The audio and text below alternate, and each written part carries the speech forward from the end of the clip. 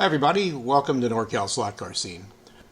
We're really looking forward to the biggest race we've ever had in Northern California, the Revoslot Western States, the showdown in Motown. Recently, we held a Zoom meeting and went over some of the details of the upcoming race.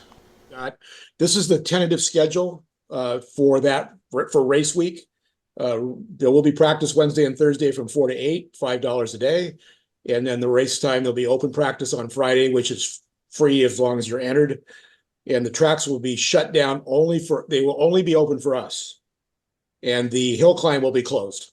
Probably not on Wednesday and Thursday, but race days, Friday, Saturday, Sunday, the hill climb will not be open to other people to run. This is the warm-up race, which will be next month.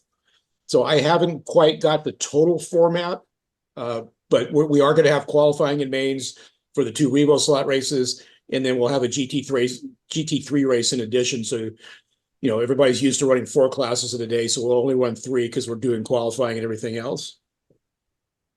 Ian's working on a complete rule book, which looks really good, and he created this graphic, the logo. Everything looks really good, so we will have a rule book out just for this race. And I would say, what's the estimated time you have it? Late next week? A couple days from now, probably started next week. Fairly soon. Yeah, so this will be out that we can send in PDF format to people that would like to come. The rule updates, we had 1 millimeter ride height front and rear. We're changing it to 1 millimeter rear.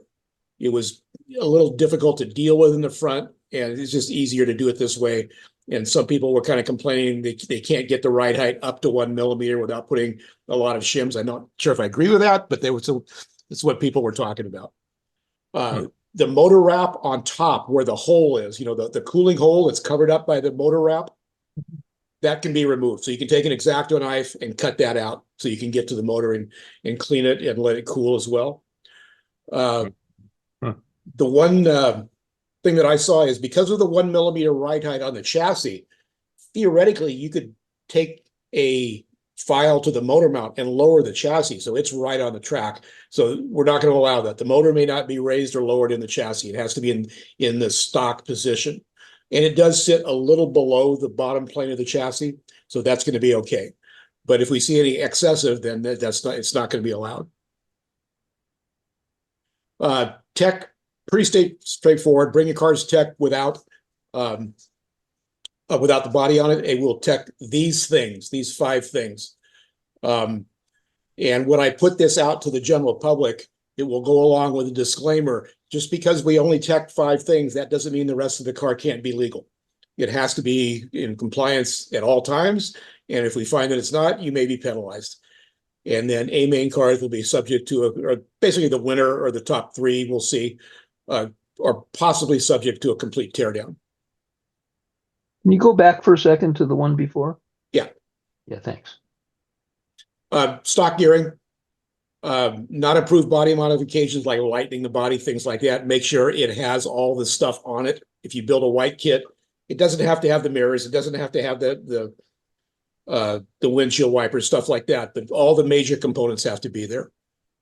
We're only allowing Revoslot wheels and tires that are in GT class. They have to be GT specific, which is kind of self-explanatory. And you do have to use the Revoslot guide. So we're trying to keep this as stock as possible. Within reason, we're going to allow, Eddie hasn't seen the rules, I don't think, but we're going to allow, you can change the braid, you can change the lead wire, you can change screws, but we're not allowing anything that improves the performance of the car. We're allowing things that make it easier for you to work on or whatever, like screws and lead wire and so forth. So foam inserts in the wheels, no go? Well, there's no place to put them.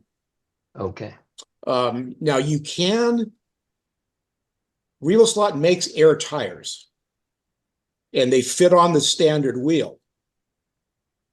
So I guess you could run those if you want to. I actually tried them and they didn't work very well. Mm-hmm. So that's where that stands. If we decide to, do you think we should close that up, Ian, and say just go with the air tires are not allowed? I just don't know how are we going to tech that. Yeah. Mm-hmm.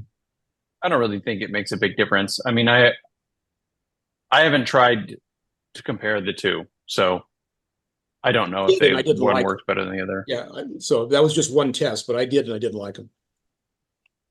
Is the track still pretty sticky? Yes, well, yes. So hard Compared to what hard you use- tires. I've got another slide on that. Okay. So that's tech.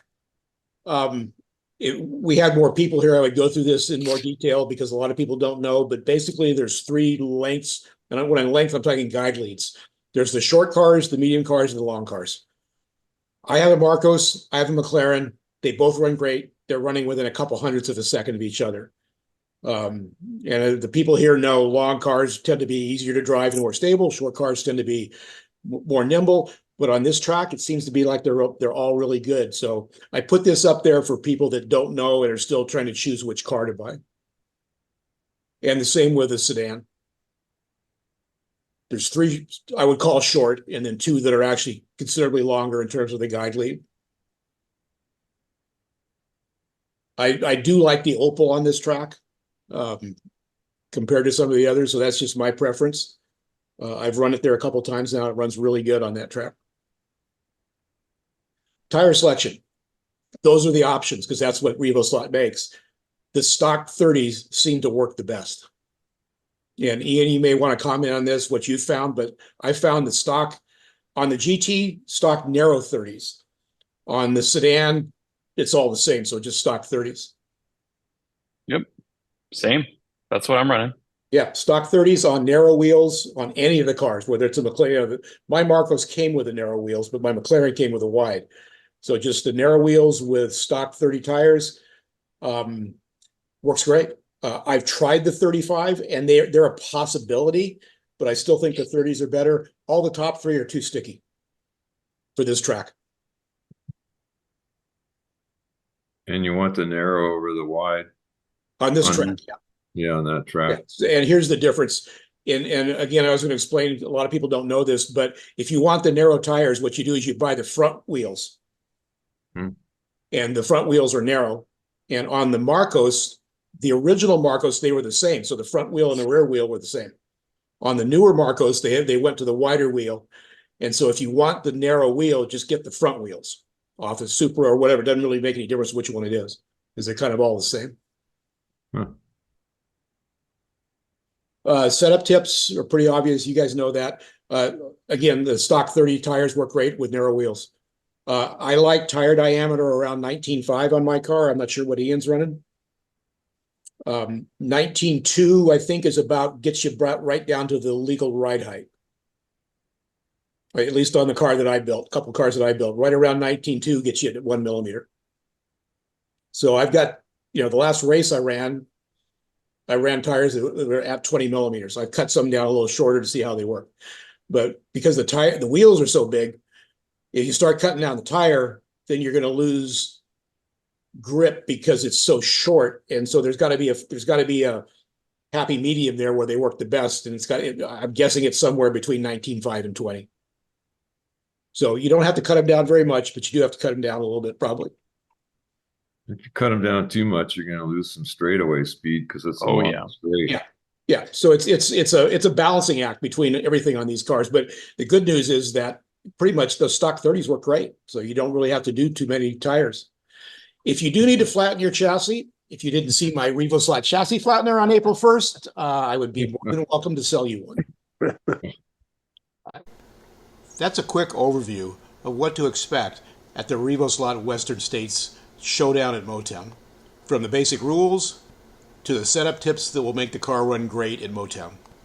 The definitive rulebook will be out shortly. Thanks for watching NorCal Slot Car Scene, and I hope to see you at the race.